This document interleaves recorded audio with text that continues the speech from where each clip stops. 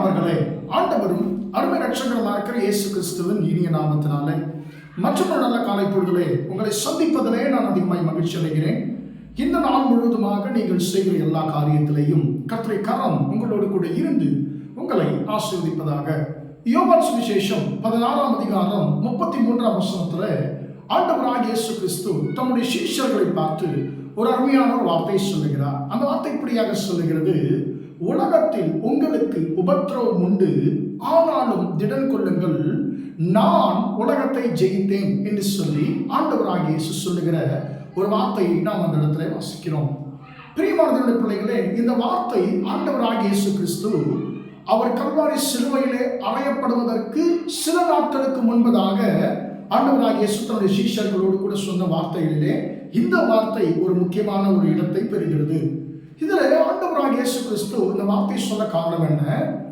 சீஷர்கள் அவர்களுடைய பின் நாட்களிலே அவர்கள் எப்படியெல்லாம் தன்னுடைய நாமத்து நிமித்தமாய் இந்த உலகத்திலே உபத்திரவத்தை பாடுகளை சந்திக்க போகிறார்கள் என்பதை குறித்தும், அவர்கள் எப்படியெல்லாம் அந்த பாடுகள் மூலமாக சுவிசேஷத்தை பரப்ப போகிறார்கள் என்பதை குறித்தும் ஆண்டவராகிய இயேசு கிறிஸ்து மறைமுகமாக இந்த வார்த்தையை சொல்லுகிறதை நாம் அறிந்திருக்கிறோம்.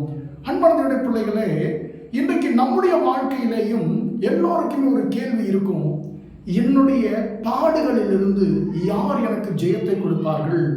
என்னுடைய உபத்திரவத்திலிருந்து யார் எனக்கு வெற்றியை கொடுப்பார்கள்? இந்த உபத்திரவத்தில் நான் எப்படி தப்பித்துக் கொள்ள முடியும் என்று சொல்லி இன்றைக்கு நாம் ஒவ்வொருவருமே யோசித்துக் கொண்டிருக்கிறோம். பிரியமானவருடைய பிள்ளைகளே, ஆனால் கர்த்தருடைய வார்த்தை சொல்லுகிறது, ஆண்டவராகிய இயேசு சொல்லுகிறார், இந்த காலை வேளையிலே உங்களை என்னை பார்த்து, என் மகனே, என் மகளே, இந்த உலகத்திலே உனக்கு உபத்திரவம் உண்டு, அது உண்மைதான். ஆனால் நீ திடன் கொள். அந்த உபத்திரவத்தை பார்த்து, நீ சந்தித்துக் கொண்டிருக்கிற பாடுகளை பார்த்து நீ பயப்பட தேவையில்லை. ஏனென்று சொன்னால், அந்த பாடுகளை, இந்த உலகத்தின் எல்லா பாடுகளையும், இந்த உலகத்தையும் ஜெயித்த நான் உங்களோடு கூட இருக்கிறேன்.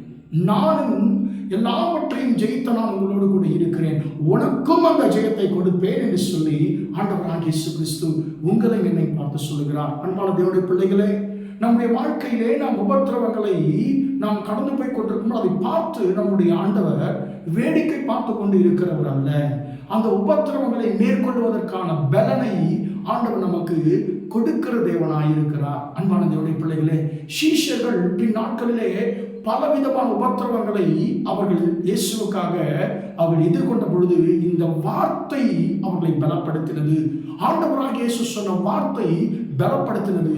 அந்த இயேசு சொன்ன வார்த்தை மூலமாக எல்லா உபத்திரவங்களையும் அவர்கள் மேற்கொண்டு ஒரு வெற்றியுள்ள ஒரு வாழ்க்கை வாழ முடிந்தது. அன்பான பிள்ளைகளே, நம்முடைய வாழ்க்கையிலே நாம் உபத்திரவங்களை ஜெயிக்க வேண்டும் என்று சொன்னால், பாடுகளை ஜெயிக்க வேண்டும் என்று சொன்னால், நாம் கர்த்தருடைய வார்த்தையை நாம் ஒவ்வொரு நாளும் தியானிக்கிறவர்களாக இருக்க வேண்டும். இந்த வார்த்தை நாம் உபத்திரவங்களை எப்படி சந்திக்க வேண்டும், நம்முடைய பாடுகளை நாம் எப்படி ஜெயிக்க வேண்டும் என்பதை நமக்கு கற்றுக் கொடுக்கும். எனவே எனக்கு அன்பான பிள்ளைகளே, நம்முடைய உபத்திரவ காலத்தில், நம்முடைய பாடுகள் நேரத்தில் நாம் கர்த்தருடைய வார்த்தையை நாம் தியானிக்கிறவர்களாக இருக்கும் பொழுது இந்த வார்த்தை உபத்திரவங்களை மேற்கொள்ள நமக்கு உதவி செய்யும். இந்த வார்த்தை நமக்கு உபத்திரவங்கள் மீது ஜெயத்தை கொடுக்கும். கர்த்தர் இந்த காலை வேளையிலே சொல்லுகிறார், உன் பாடுகளின் நேரத்திலே, உன்னுடைய பாடுகளின் பாதையில், உபத்திரவத்தின் பாதையிலே நிச்சயமாக நான் உன்னோடு கூட இருக்கிறேன் மகனே. நிச்சயமாக உன்னுடைய வாழ்க்கையில் நீ சந்தித்துக் கொண்டிருக்கிற உபத்திரவங்கள் அது அப்படியே நீண்டு கொண்டு போவதில்லை. நிச்சயமாக நான் எப்படி உலகத்தை ஜெயித்தேனோ அதே போல இந்த உலகத்தில் உபத்திரவங்களை சந்தித்துக் கொண்டிருக்கிற உனக்கும் நிச்சயமாக நான் ஜெயத்தை கொடுப்பேன், உன்னை ஆசீர்வதிப்பேன் என்று சொல்லி ஆண்டவர் நம்மை பார்த்து சொல்லுகிறார். எத்தனையோ பரிசுத்தவான்கள் பரிசுத்த வேதாகமத்தில் உபத்திரவத்தை சந்தித்தார்கள். அவர்களுடைய உபத்திரவத்தின் முடிவு உயர்வாகத்தான் முடிந்ததை தவிர தாழ்வாக முடியவில்லை. நிச்சயமாக நீங்கள் இப்பொழுது சந்தித்துக் கொண்டிருக்கிறதான உபத்திரவங்கள் நிச்சயமாக உங்களுக்கு ஒரு உயர்வாக, ஒரு ஆசீர்வாதமாகத்தான் முடியும் என்று சொல்லி கர்த்தர் சொல்கிறார். எனவே இந்த வார்த்தையை நாம் ஒவ்வொரு நாளும் தியானித்துக் கொண்டிருப்போமாக. உலகத்தை ஜெயித்த கர்த்தர் என்னோடு கூட இருக்கிறார், உலகத்தை ஜெயித்த கர்த்தர் என்னை நடத்துகிறார், நிச்சயமாக எனக்கும் ஜெயத்தை கொடுப்பார் என்று சொல்லி நாம் விசுவாசித்து வார்த்தையிலே நாம் வளர்வோமாக, வார்த்தை பிடித்துக் கொண்டு முன்னேறுவோமாக. ஜெபிப்போமா? இரக்கமுள்ள தகப்பனே, நன்றியோடு துதிக்கிறோம், ஸ்தோத்திரிக்கிறோம் ஐயா. இம்மட்டுமாக அந்த வார்த்தைகளை கேட்ட உங்களுடைய பிள்ளைகளை ஆசீர்வதியும் ஆண்டவரே. உலகத்தில் உங்களுக்கு உபத்திரவம் உண்டு, ஆனாலும் திடன் கொள்ளுங்கள், நான் உலகத்தை ஜெயித்த வார்த்தையின்படி ஆண்டவரே, அப்பா, உலகத்தை ஜெயித்த நீர் உபத்திரவத்தின் பாதையிலே எங்களோடு கூட இருக்கிறீர் ஆண்டவரே.